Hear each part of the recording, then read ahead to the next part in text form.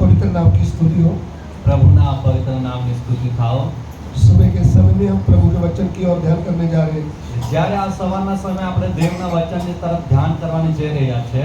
प्रार्थना करते हुए बैठिएगा। પ્રાર્થનાની સાથે તમે બેસશો। आज के ध्यान के लिए આજના એક ધ્યાનને માટે पवित्र बाइबल में से पढ़ेंगे। પવિત્ર બાઇબલમાંથી આપણે વાંચીશું दूसरा ग्रंथियों की पत्री, બીજો કોરિન્થીયોનો પત્ર, उसका 3 अध्याय, તેમનો ત્રીજો અધ્યાય उसका 3 वचन। અને તેમનું ત્રીજું વચન। सेकंड ग्रंथी બીજો કોરિન્થી चैप्टर 3 ત્રીજો અધ્યાય वर्स 3। અને ત્રીજું વચન।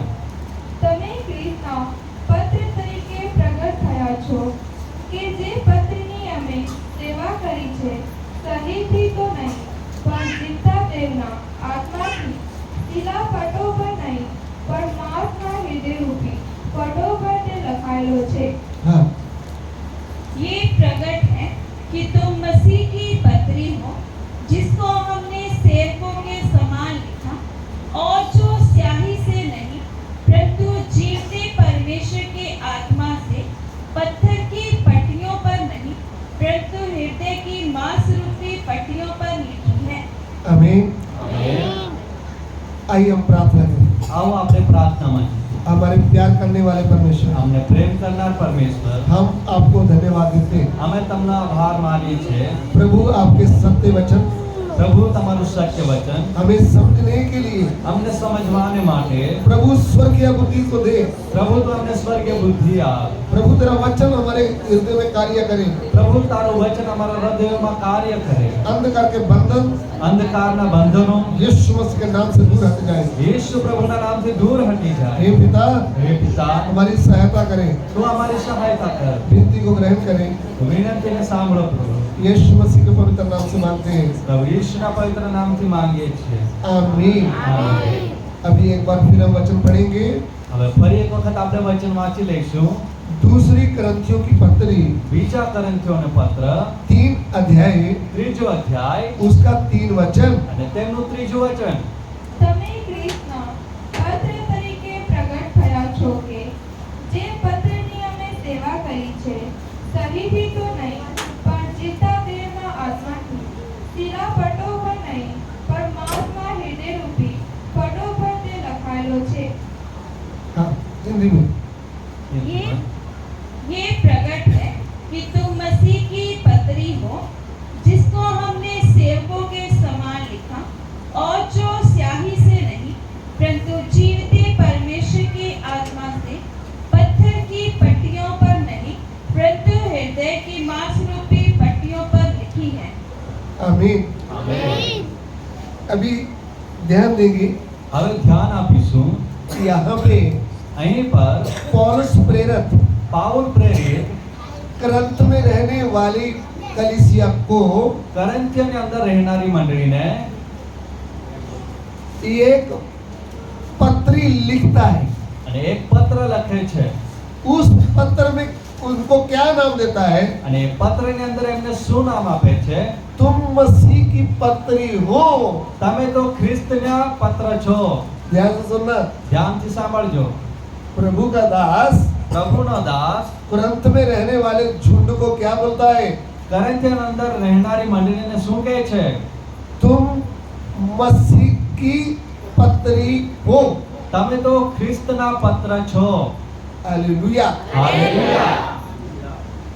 मसीह की पत्री, ખ્રિસ્તના પત્રો। पंजाबी में लिखा मसीह की चिट्ठी। પંજાબી અંદર લખવામાં આવશે ખ્રિસ્તની ચિઠ્ઠી। ऐसा नाम दिया है। એ પ્રકારનું નામ આપ્યું છે। तो हम क्या है? તો આપણે શું છીએ? मसीह का चिट्ठी, આપણે ખ્રિસ્તના પત્ર છીએ, जिसको पढ़ सकते हैं। જેને વાંચી શકાય છે। मसीह की पत्री, ખ્રિસ્તના પત્રો। हालेलुया। હાલેલુયા। सो इसके ऊपर हम ध्यान करने जा रहे हैं। તો આ વચન પર આપણે ધ્યાન કરવા જઈ રહ્યા છીએ। एक वचन को हम ध्यान से इसके ऊपर सीखेंगे એક વચન આપણે ધ્યાનથી અહીં આગળ શીખીશું कि तुम मसीह की पत्री हो। કે તમે ખ્રિસ્તના પત્ર છો. You are the epistle of Christ. તમે ખ્રિસ્તના પત્ર છો.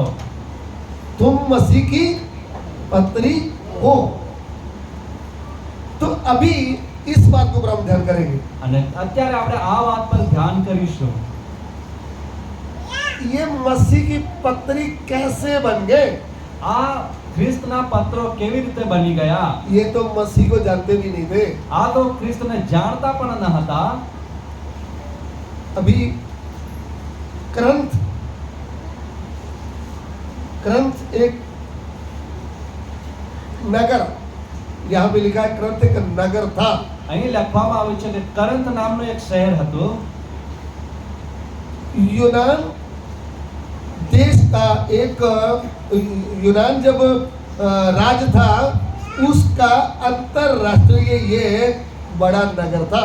અને યુનાન જે એક રાજ્ય હતું એમની અંદર એક આંતરરાષ્ટ્રીય મોટું એક વ્યાપારી શહેર આ કરંથ હતું. ध्यान दीजिए, ધ્યાન આપશો. दानियल जो दर्शन देखा था, દાનિયેલ જ્યારે દર્શન જોઈ રહ્યો હતો उन्होंने एक मूर्ति को देखा था. અને તેમણે એક મૂર્તિને જોઈ હતી. वो मूर्ति का जो सिर था वो सोने का था. જે મૂર્તિ હતી એમનું માથું જે હતું તે સોનાનું હતું. उसका मतलब था बाबुल का राज. અને એમનો અર્થ હતો બાબિલોનનું રાજ્ય. नंबर एक. નંબર 1. दूसरा राज्य था मादी और फारसी का. અને બીજું રાજ્ય હતું માદી અને ફરસીઓનું રાજ્ય. और तीसरा था यूनान का. અને ત્રીજું હતું યુનાનનું. और चौथा था रोमी राज. અને ચોથું હતું રોમી રાજ્ય. तो उस बात को लिखने वाला कहता है અને એ વાતને લખવાવાળો કહે છે यूनान राज्य में अंतरीय राष्ट्र नगर था करंथ. અને યુનાન રાજ્યની અંદર આંતરરાષ્ટ્રીય શહેર હતું કરંથનું નગર. फिर जब रोमी राज आया, અને જ્યારે રોમીનું રાજ્ય આવ્યું तो रोमी राज्य में अखाया की राजधानी थी करंथ. અને એ રોમી રાજ્યની અંદર એ અખાયા દેશનું એક રાજધાની હતું કરંથી નગર. अभी ध्यान से सुन लीजिए હવે ધ્યાનથી સાંભળી લો. करंथ के विषय में. કરંથના વિષયમાં जैसे हम गुजरात में रहते हैं, જે પ્રમાણે આપણે ગુજરાતમાં રહીએ છીએ जिस जगह में हम रह रहे हैं उस जिसका नाम है अहमदाबाद. અને જે સ્થાને આપણે રહીએ છીએ એ જિલ્લાનું નામ છે અમદાવાદ. यहाँ पे गांधीनगर में राजधानी है. અને અહીં ગાંધીનગર આપણી રાજધાની છે. वैसा ही એ જ પ્રમાણે करंथ शहर भी अंतरराष्ट्रीय नगर था यूनान का. અને એ જ પ્રમાણે કરંથી પણ આંતરરાષ્ટ્રીય રાજધાની હતું યુનાન રાજ્યનું. फिर जब रोमी साम्राज्य आया, અને જ્યારે રોમી સામ્રાજ્ય આવ્યું फिर अखाया का ये राजधानी था. અને એ રીતે અખાયાનું રાજધાની તરીકે ઓળખાયું. वहां पे बहुत बिजनेस चल रहा था. અને ત્યાં ઘણો વ્યાપાર ચાલતો હતો. उधर पौलुस प्रेरित प्रभु का सत्य वचन का सुसमाचार लेकर आया. અને ત્યાં પાઉલ પ્રેરિત જે છે દેવના સત્ય વચનનો એક સુવાર્તા લઈને આવ્યો છે. इस हिंदुस्तान का बड़ा राजधानी हो આ ભારત દેશની મોટી રાજધાની હોય या बड़ी स्टेट हो, કે મોટું રાજ્ય હોય, परमेश्वर का अभिषिक्त लोग सुसमाचार लेकर उधर में जाकर बताना चाहिए. અને પરમેશ્વરના એક અભિષેક સુસમાચાર ત્યાં એક પહોંચાડવા જોઈએ. हिंदुस्तान के सेंटर में हम बैठे हैं. ભારતના એક વચ્ચોવચ આપણે બેઠા છીએ. अहमदाबाद बोले तो भारत का एक सेंटर है. અમદાવાદ કહીએ તો ભારતનો એક કેન્દ્ર સ્થાન છે. इधर भी प्रभु का सत्य वचन लेकर आने का प्रभु ने हमको मौका दिया है. અને અહીં પણ પ્રભુને એક સત્ય વચન લઈને આવવાને પ્રભુએ અમને એક મોકો આપ્યો. ऐसा ही पौलुस प्रेरित तुरंत में प्रभु का वचन लेकर गया था. એ જ પ્રમાણે પાઉલ પ્રેરિત પણ કરિન્થ શહેરમાં દેવનું વચન લઈને ગયા હતા. ये बातें भी हमको ध्यान से सीखना चाहिए. આ વાતો પણ તમારે ધ્યાનથી શીખવાની છે. करंथ में जब पौलुस गया, કરિન્થની અંદર જ્યારે પાઉલ જાય છે उधर में उनका भेंट हुआ एक पति पत्नी से. અને ત્યાં તેમની એક મુલાકાત થાય છે એક પતિ પત્નીની સાથે. वो भी यहूदी था. અને એ પણ યહૂદી હતો.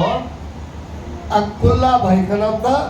અકુલાસ ભાઈનું નામ હતું और प्रिस्किल्ला बहन का नाम था। અને પ્રિસ્કિલા એ બહેનનું નામ હતું वो भी प्रभु को प्रेम करने वाले थे, અને તેઓ પણ પ્રભુને પ્રેમ કરનારા હતા लेकिन प्रभु के दास के साथ भेंट हो गया। અને જ્યારે તેમની પ્રભુના દાસની સાથે મુલાકાત થાય છે वो पति पत्नी तंबू बनाने का काम करते थे। અને તેઓ પતિ પત્ની તંબુ વીણવાનું કામ કરતા पौलुस प्रेरित को उनके रूम में कुछ दिन रहना पड़ा। અને પાઉલ પ્રેરિતને પણ તેમની સાથે કેટલાક સમય રહેવું પડ્યું उनके साथ रहते हुए भी प्रभु के दास ने उनको सत्य वचन खुलकर बताया है। અને તેમની સાથે રહેતા સમયે પણ પ્રભુના દાસ પાઉલ પ્રેરિતે સત્ય વચન ખોલીને તેમને બતાવ્યું उनको सत्य वचन समझ में आ गया। અને જ્યારે તેમને સત્ય વચન સમજાઈ ગયું वो तीनों एक मन एक जान हो गए। અને તેઓ ત્રણેય એક મન ને એક ચિત્તના બની ગયા प्रभु का वचन यूं कहता है, દેવનું વચન એ પ્રમાણે કહે છે जहाँ 2 या 3 मेरे नाम पर इकट्ठे होते हैं, જ્યાં 2 કે 3 મારા નામથી એકતા થાય છે उधर में मैं उपस्थित होता हूँ। અને ત્યાં હું મારી હાજરી ઉપસ્થિત આપું છું कितना बड़ा सिटी भी हो, કેટલું મોટું શહેર પણ હોય आप 2-3 जन एक मन है तो वहां पे प्रभु उतरेगा। અને જો તમે 2 કે 3 એક મન ના છો તો પ્રભુ તમારી પાછળ ત્યાં હશે आपकी कॉलोनी में आप सच्चे मन से प्रभु की स्तुति करने वाले हैं तो आपके साथ प्रभु उतरेगा। તમારી કોલોનીમાં તમે સાચી ખરી રીતે દેવની સ્તુતિ કરનારા છો તો પરમેશ્વર તમારી સાથે ત્યાં ઉતરશે आपके घर में प्रभु उपस्थित होगा। તમારા ઘરોમાં પરમેશ્વર ઉપસ્થિત હશે हालेलुया। हालेलुया। ऐसा विश्वास में होना चाहिए। આ પ્રમાણે વિશ્વાસમાં તમારે રહેવાનું છે ग्रंथ में प्रभु को उपस्थिति हो गया है। કરંથીઓની અંદર દેવની ઉપસ્થિતિ આવી ગઈ છે प्रभु की उपस्थिति उधर उतरा है तो प्रभु का दास शेर की मानव सुसमाचार बताने लगा। અને દેવની ઉપસ્થિતિ ત્યાં ઉતરી છે માટે દેવનો જે દાસ છે તે એક સિંહની પેટે એક હિંમતથી સુવાર્તા પ્રચાર કરવા लाग्યો ग्रंथ के लोगों का बुद्धि खुलने लगा। કરંથીઓના લોકોની બુદ્ધિ ખુલવા લાગી ग्रंथ के लोग सत्य परमेश्वर को नहीं जानते थे, કરંથીઓના લોકો સત્ય પરમેશ્વરને ઓળખતા ન હતા लेकिन सत्य वचन का सुसमाचार जब उनको बताया गया, અને જ્યારે સત્ય વચનની સુવાર્તા તેમને કહેવામાં આવી उनकी बुद्धि खुल गई। તેઓની બુદ્ધિ ઉઘડી ગઈ उन्होंने प्रभु यीशु को ग्रहण किया। તેઓએ પ્રભુ ઈસુને સ્વીકાર્યો जिनकी बुद्धि खुल जाएगी જેની બુદ્ધિ ઉઘડી જશે वो खुद बोलेंगे मुझे प्रभु यीशु चाहिए। તેઓ તો પોતે જ કહે છે કે મને પ્રભુ ઈસુ જોઈએ છે ये बात आप समझ रहे हैं? શું આ વાત તમે સમજી રહ્યા છો आपको जबरदस्ती बोलने की आवश्यकता नहीं होगी। તમને જબરજસ્તી બોલાવવામાં નહીં આવે हम आपको नहीं बोलेंगे तुम बपतिस्मा ले लो। અમે તમને નહીં કહીશું તમે બાપ્તિસ્મા લઈ લો अरे खोजा मंत्री को जब सुसमाचार समझ में आया, અને ખોજા મંત્રીને જ્યારે સુવાર્તા સમજાઈ गई उन्होंने बोला इधर में रथ रोक दो, અહીં તમે રથને રોકી દો मुझे बपतिस्मा लेना है, મારે બાપ્તિસ્મા લેવું છે मुझे उद्धार पाना है, મારે પણ ઉદ્ધાર પામવો છે मुझे सत्य परमेश्वर चाहिए।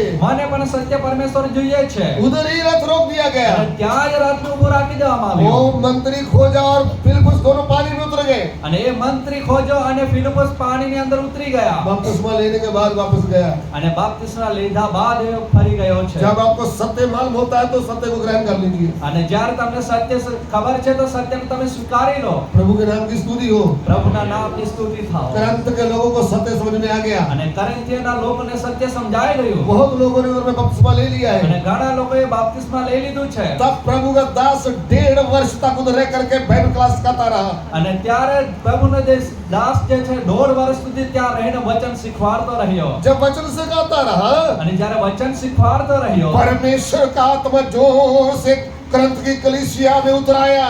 અને પરમેશ્વરનો આત્મા બડી જોરથી એક કરંથીની મંડળીમાં ઉતરી આવ્યો उधर में आत्मिक वरदान उतराया। અને ત્યાં આત્મિક વરદાનો ઉતરી આવ્યા वह कलीसिया वरदानों से भर गई। અને એ મંડળી વરદાનોથી ભરપૂર થઈ तब वरदानों से भरी हुई कलीसिया को पौलुस क्या बोलता અને है? જ્યારે એ મંડળી વરદાનોથી ભરાઈ ગઈ ત્યારે પાઉલ પ્રેરિત એમને શું કહે છે तुम मसीह की पत्री हो। તમે તો ખ્રિસ્તના પત્ર છો क्यों ऐसा बोला है? શા માટે એવું કહેલું છે प्रभु की उपस्थिति उनके बीच में चलने लगी। કેમ કે દેવની ઉપસ્થિતિ એમની વચ્ચે ચાલવા લાગી प्रभु आत्मा के वरदान उनमें से निकलने लगे। દેવના આત્માના વરદાનો ત્યાં પ્રગટ થવા લાગ્યા क्या आपके बीच में प्रभु के वरदान उतराए हैं?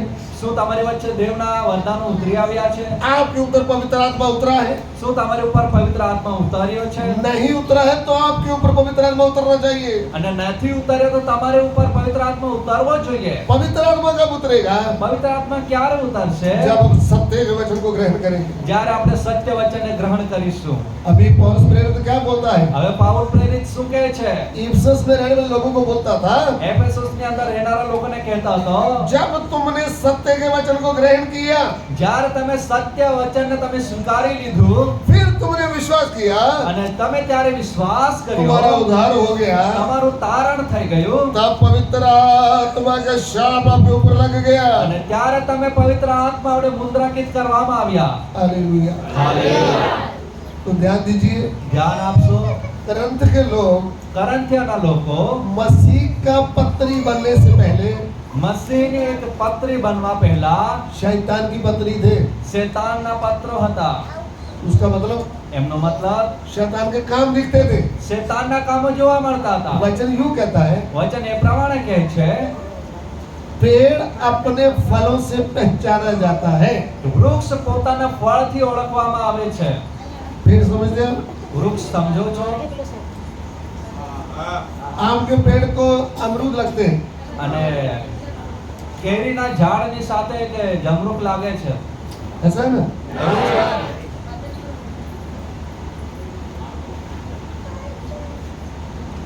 फिर તો अरे आम के पेड़ को कैसे पहचानेंगे? તમે કેરીના ઝાડને કેવી રીતના ઓળખશો? जब आम लगता है। જ્યારે કેરીઓ લાગે છે। टमाटर के पेड़ को कब पहचानते हैं? ટામેટાના ઝાડને કેવી રીતના ઓળખે છે? जब टमाटर लगता है। જ્યારે ટામેટાઓ લાગે છે। ऐसा प्रभु का पत्री है, शैतान का पत्री हम कैसे जानते हैं? એ જ પ્રમાણે ખ્રિસ્તના પત્ર છો કે શેતાનના પત્ર છે કેવી રીતના જણાય છે? शैतान की पत्री होगा तो मोटा मोटा गालियां मुंह से निकलेगी, અને જ્યારે શેતાનની પત્રી હોય છે ત્યારે મોટી મોટી ગાળો મોઢામાંથી નીકળે છે, झूठ निकलेगा, જૂઠું નીકળશે, लालच निकलेगा, લાલચ આવશે, बुरी दृष्टि, ગંદી નજર, नशा, નશો, सब बुरे काम किसकी ओर से आते हैं? આ સગળા ભૂંડા કામો કોના તરફથી આવે છે? शैतान की ओर से। શેતાન તરફથી। तो वचन क्या कहता है? વચન શું કહે છે? सारा संसार उस दुष्ट के वश में है। આખું સંસાર જે છે આ દુષ્ટના વંશમાં છે। पहला यूहन्ना की पत्री, પહેલો યોહાનનો પત્ર उसका 5 अध्याय, તેમનો 5મો અધ્યાય उसका 19 वचन। અને 19મું વચન। पहला यूहन्ना की पत्री પહેલો યોહાનનો પત્ર 5 का 19। 5મો અધ્યાય 19મું વચન। આપણે દેવના છીએ અને આખું જગત તે દુષ્ટની સત્તામાં રહે છે એવું આપણે જાણીએ છીએ। हम जानते हैं कि हम परमेश्वर से हैं और सारा संसार उस दुष्ट के वश में पड़ा है। यहाँ भी लिखा है हम जानते हैं અહીં લખવામાં આવ્યું છે કે આપણે જાણીએ છીએ कि हम परमेश्वर से हैं। અમે તો ખ્રિસ્તના છીએ सारा संसार उस दुष्ट के वश में है। અને આખું જગત દુષ્ટની સત્તામાં છે। जब दुष्ट के वश में थे અને જ્યારે દુષ્ટની સત્તામાં હતા तो फिर किसकी पत्री थी? અને ત્યારે કોની પત્રી હતા? शैतान की पत्री। શેતાનના પત્ર। क्योंकि मन में क्या भरा था? અને કેમ કે મનમાં શું ભરેલું હતું? मन का सुसमाचार 7 का 21 पढ़िएगा। માર્કની લખેલી સુવાર્તા 7મો અધ્યાય 21મું વચન વાંચીએ।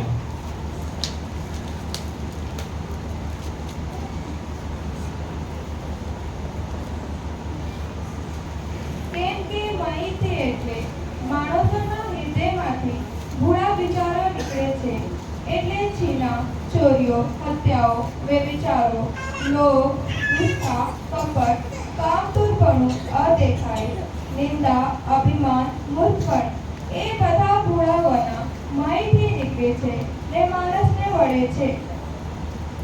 हाँ। क्योंकि भीतर से अर्थात मनुष्य के मन से बुरे बुरे विचार, व्यभिचार, चोरी, हत्या, पर स्त्री गमन, लोभ, दुष्टता, शर, लुचपन, कुदृष्टि, निंदा, अभिमान और मूर्खता निकलती है।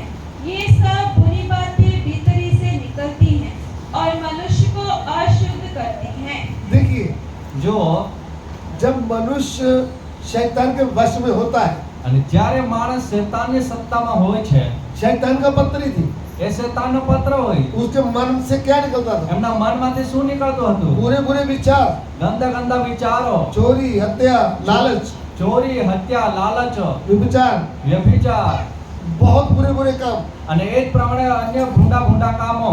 लेकिन जब उनके पास सत्य वचन आया, અને જ્યારે એમની પાસે સત્યનું વચન આવ્યું, सत्य वचन क्या है? સત્ય વચન શું છે?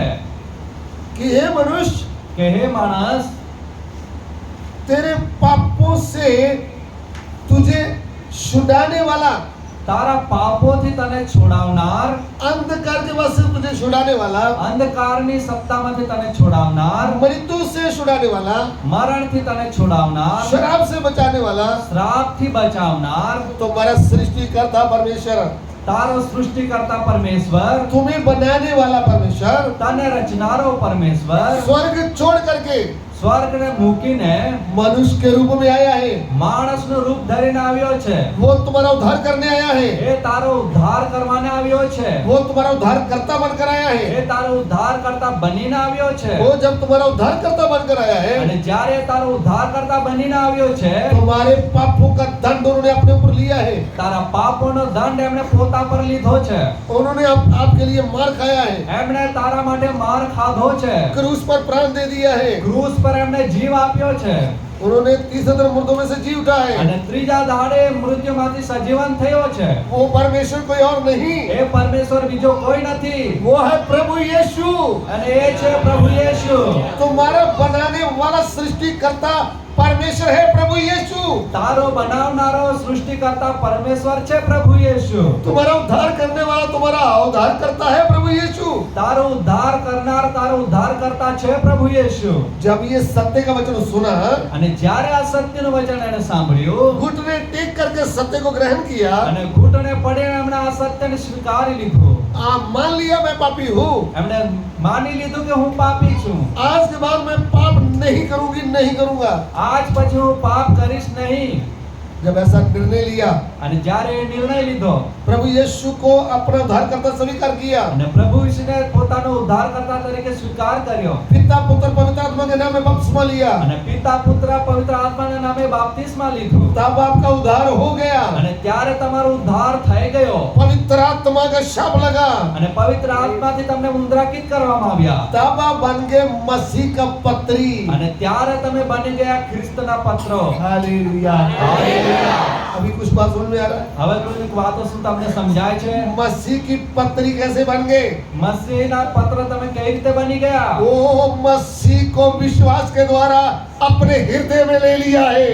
આ ખ્રિસ્તના વિશ્વાસ દ્વારા તેમને તમે પોતાના હૃદયમાં લઈ લીધા છે. जब मसीह आपके हृदय में आया है, અને જ્યારે ખ્રિસ્ત તમારા હૃદયની અંદર આવ્યા છે, आते ही नया मन नया आत्मा डाल दिया અને है, આવતાની સાથે જ નવું મન નવો આત્મા તમને આપવામાં આવ્યો છે, नया जीवन दिया है, નવું જીવન આપવામાં આવ્યું છે, नया स्वभाव दे दिया है। નવો સ્વભાવ મળ્યો છે.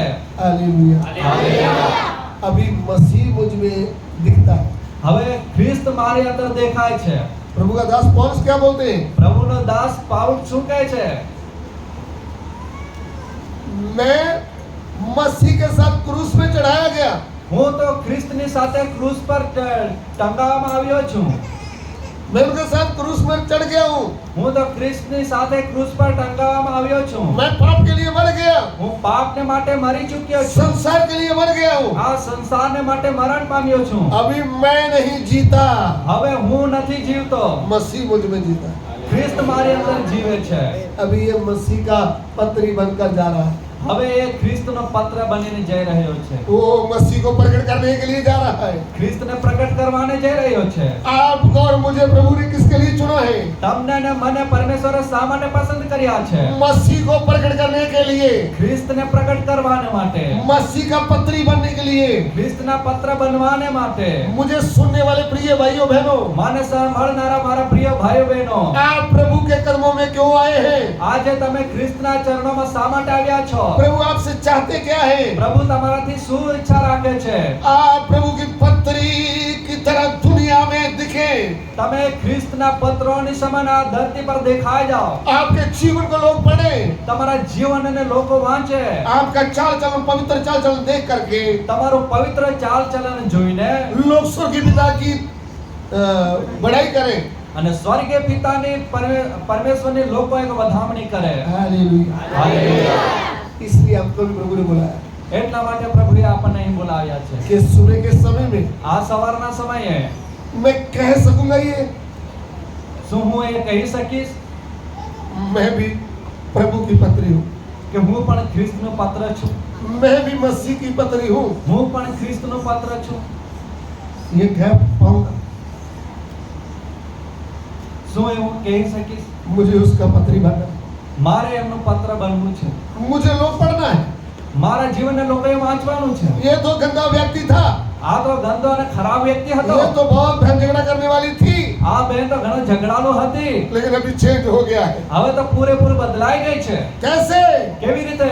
मसीह अंदर आया है, ખ્રિસ્ત અંદર આવ્યો છે. मसीह अंदर आया है। ખ્રિસ્ત અંદર આવ્યા છે. ये तो बहुत झगड़ा करने वाला આ था, તો ઘણો ઝઘડાળુ હતો, बहुत दारू पीने वाला था, ઘણો દારૂ પીનાર હતો, बहुत लालच करने वाला था, લાલચુ હતો, लूटने वाला था, લૂંટવા વાળો હતો. लेकिन अभी वो नहीं रहा, હવે તો એવો રહ્યો નથી.